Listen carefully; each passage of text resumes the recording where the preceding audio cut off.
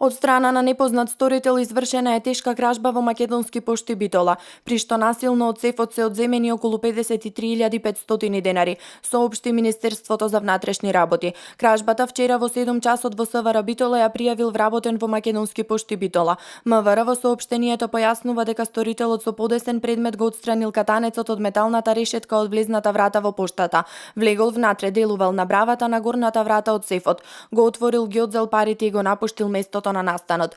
Во текот на викендот во Битола се случиле уште две кражби. 53-годишниот БК од Битола во текот на вчерашниот ден пријавил дека во периодот од 21 часот на 7.11 до 1 часот пополноќ во неговата куќа непознат сторител извршил тешка кражба, при што по извршеното пребарување одзел златен накид, 123.200 денари во разни апоени, 4.000 австралиски долари, како и 3.000 шведски круни, пошто го напуштил лице местото. Увид на лице место извршила увидна екипа на СВР Битола.